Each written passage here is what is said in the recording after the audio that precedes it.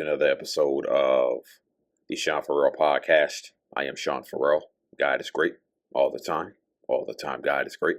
Jesus Christ died and he rose again. Let's go ahead and get into it. So, yesterday was the suicide prevention conference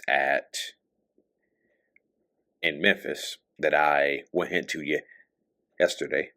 The Tennessee Suicide Prevention Network conference here in Memphis, Tennessee.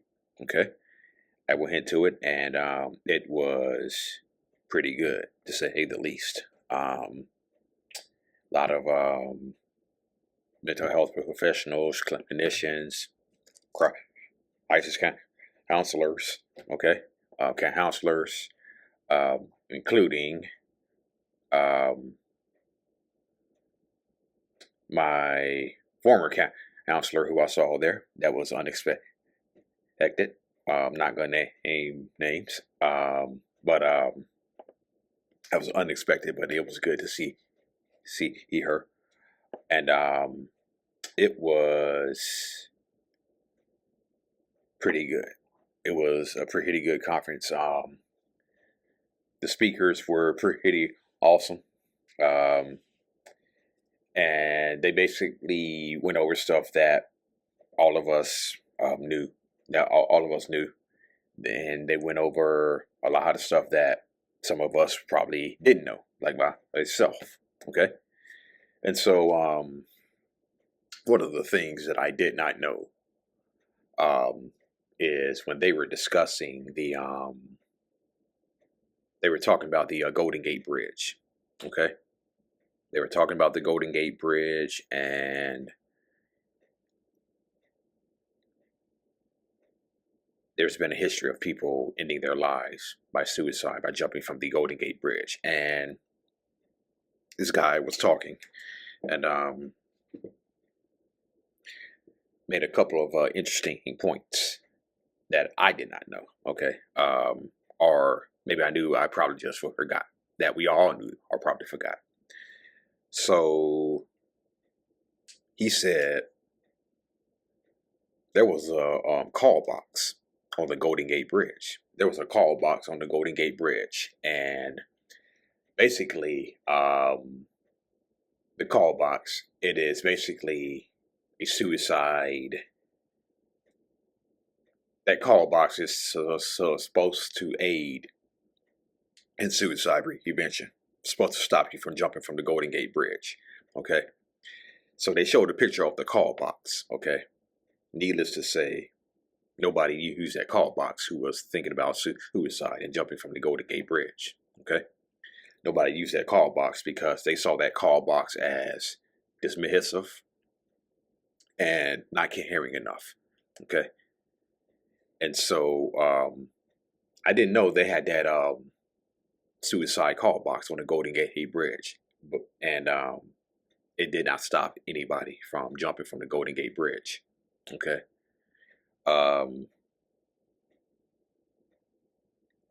Two people in particular. I can't remember the name of the guy, but there was one guy who ended his life by jumping from the Golden Gate Bridge. He said he's walking down the Golden Gate Bridge. Okay.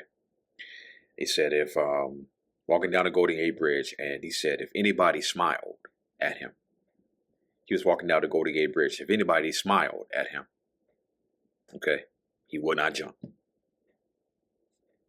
Well, he's walking down the Golden Gate Bridge. Nobody smiled at him. Yeah. Kevin Hines, who jumped but survived. Okay, he said, he basically said the same thing. Hey, if anybody smiles at me, if anybody asks me, hey, you look down, you don't look well, he would not jump. And so, basically, nobody asked Kevin Hines how he was doing. Nobody smiled at him. Now, the speaker did say that people who were on the Golden Gate Bridge, they asked him to take pictures, take their pictures. He did do that, but basically nobody smiled at him. Nobody asked him how he was doing, and he jumped and he survived. Okay. I remember reading his book, and his dad telling Kevin, he said, Kevin, once you're 100% fully healed, you have to talk about this. Okay. Yeah, that's what he was saying. He says, son, you have to talk about this. And of course, he's speaking all around the country, maybe even all around the world, about his experiences with suicide.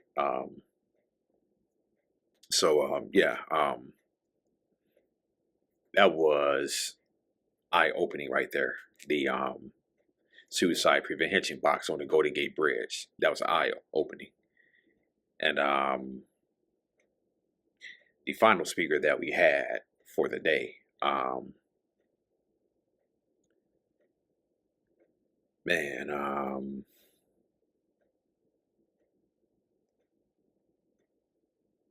that was heavy. There were some tears shed. You know what? As a matter of fact, see, there goes the pen right there. Dang it. You big dummy. For real, you big dummy. Boy, what a dummy I am. Hold tight for 1 second. Hold tight for 1 second.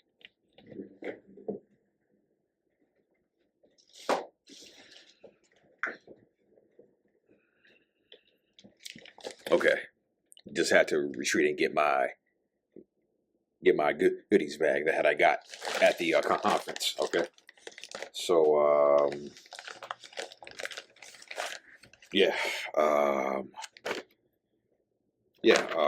this is basically the conference I went to right here. Again, it was pretty good. The speakers were awesome. So we had two different speakers who told their story. The first one,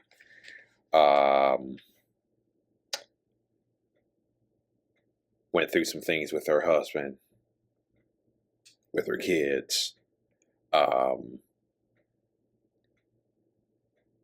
and that was heavy listening to this young lady's story. I'm just going to say for her name, the first speaker that we had told her story was Mani Hurtado. Mani Hurtado. I hope I said that name right. And if I'm not mistaken, I believe it was her husband who ended her life by suicide, and told her story. It was a heavy thing to listen to. It was heavy. The final speaker that we had,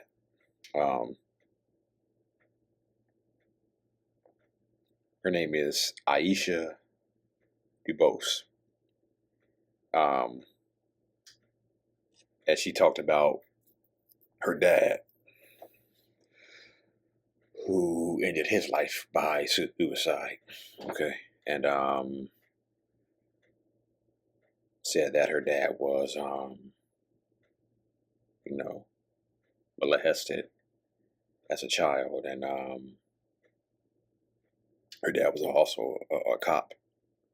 But she said he worked hard, took care of the family, got them involved in music, provided.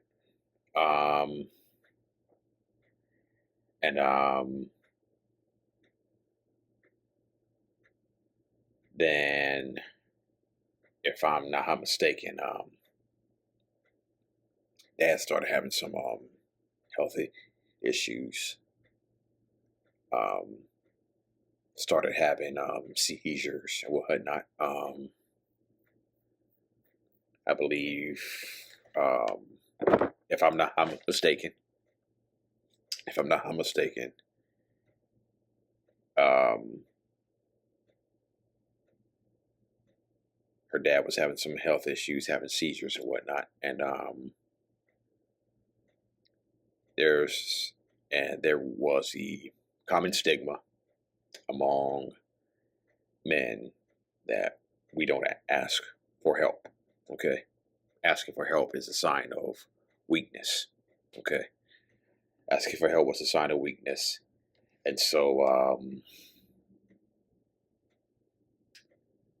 her dad ended up her life, ending his life by suicide. Okay, and Aisha Dubose is a musician. Um, she told her story about how her dad, she had some tears, played the saxophone, and she played it very, very beautifully. And yeah, yeah. And so Moni Hurtado's story was heavy. Aisha Du Bois' story was heavy. Okay, and there was some tears shed. Okay, on that one. And so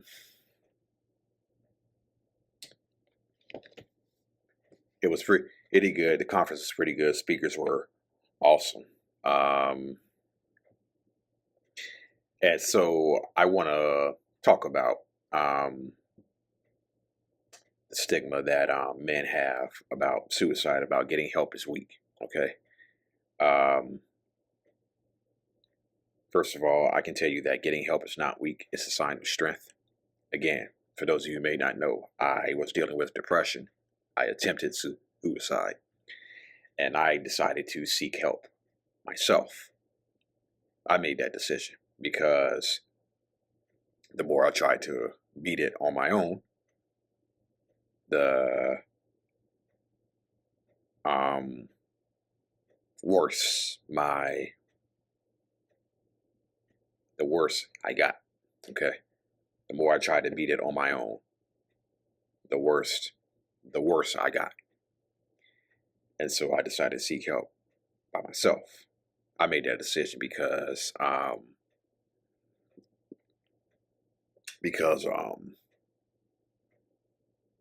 working a lot wasn't going to fix it. Materialism wasn't going to fix it. Strip clubs wasn't going to fix it. Porno wasn't going to fix it. All these things I thought would cure it wasn't going to fix it. Okay, so I decided to seek help myself, and then as I got older, Aisha is very strong in her faith. Okay, Aisha DuBose is very strong in her faith, and she talked about that while telling her story. And so, leaning into the word of God, okay, leaning into the word of God has also helped me as I've gotten older. Okay, leaning into the word of God has helped me along with the support system. Okay, and so Aisha's certainly come a long way. I've certainly come a long way. Okay.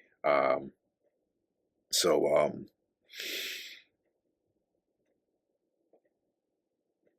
I saw this story. I saw this story. Men at higher risk of suicide, a public health issue, according to a new Louisville report. This is in Louisville, but men have the most completed suicides. Okay, men have the most completed suicides. Now, this is from Louisville. Okay, from 2019 to 2023, men in Jefferson County were at the highest risk of dying by suicide. Louisville Metro Department of Public Health and Wellness In 2019, most suicide deaths, 67%, were among men. From 2020 to 2023, that number rose to around 80%.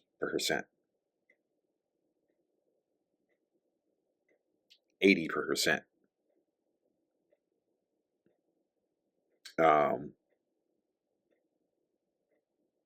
People work in construction. That's a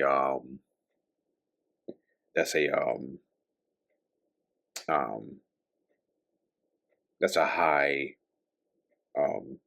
suicide risk profession.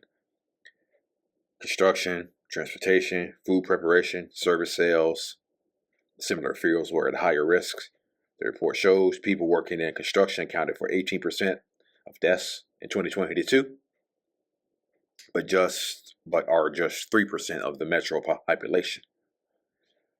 Guns were used in the majority of suicides, 57%. The report shows, particularly among young men.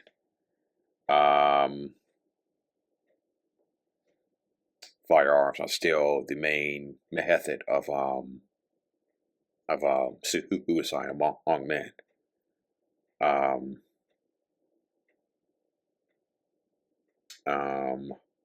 In 2020, there were 15 suicide deaths among Black and African Americans. Louisvillians increased to 34 in 2022. Suicide deaths among Hispanic, Latino Louisvillians doubled from 2019, from 3 in 2019 to 6 in 2022. Suicide deaths among women 25 through 34, 45 to 54 decreased the most during the pandemic, returning in 2022 and 23 to pre-pandemic levels. Okay.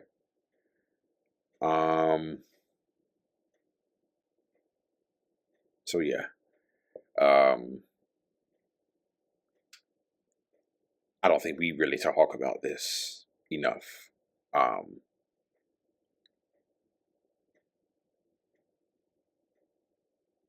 So I remember when Twitch ended his life by suicide, and one of the other things that was constantly said at the conference was, you never know what somebody's going through. You never really know what someone's going through. You remember the day before he ended his life, okay? Twitch put out that video of him dancing, okay? He put out that video of him dancing and his wife video behind him dancing. And the next day he ended his life, okay? And I talked about that, and I said, hopefully that's going to lead to more conversation, okay? I would say it led to more conversation for about a week. For about a week or two.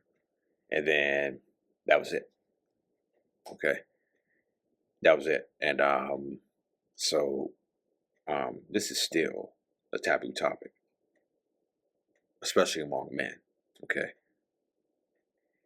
And men, don't be afraid to seek help, okay? Do not be afraid to seek help. Seeking help does not make you weak. It is a sign of strength, because you want to get better. That's a sign that you want to get better. Okay? And so you are loved. You matter. You are more than enough, and you are not a burden. Okay? You matter. You are loved. You are more than enough, and you are not a burden. So, men, do not be afraid to seek help. Okay? Do not be afraid to seek help. It is a sign of strength. It is the absolute best thing that you will do. Okay? It's the absolute best thing that you can do. And if you're willing to go through the ups and downs of counseling, therapy, if you're willing to go through the ups and downs, if you're willing to push through the hard days, okay? If you're willing to push through the hard days in your recovery, because counseling is hard. You're going to have good days. Some days you're going to have low days, okay? And recovery is sort of like goes like a little bit up, down, good day, okay, good day, then right back down to a bad day. Then you rise up a little bit, then back down, rise up halfway, then you're back down. That's what counseling is like, okay? If you are willing to push through those bad days, okay? If you're willing to push through those bad days, if you're willing to put in the work, okay? If you stick with it, okay? You're going to come out better, okay? You're going to come out better. But it all starts with seeking help, okay?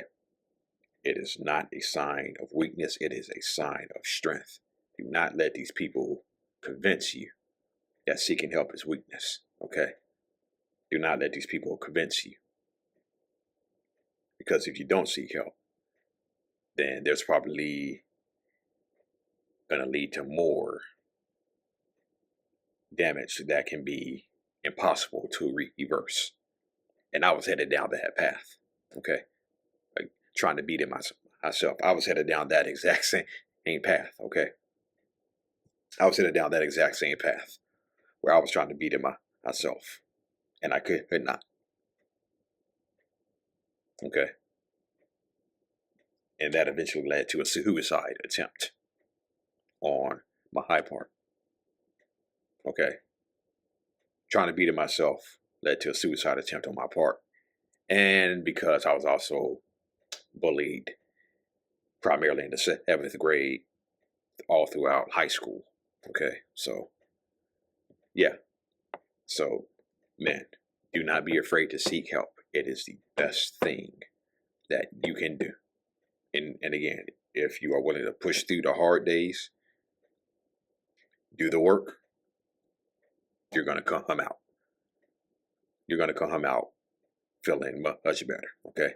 But it all starts with getting help, all right? All right, that's it, and that's all for the Sean Farrell podcast. I am out of here. May God bless you all. Seek help. Don't seeking help is not a sign of weakness. It's a sign of strength. You matter. You're loved. You are not a burden. You are more than enough. And don't let anybody else ever tell you differently. God bless.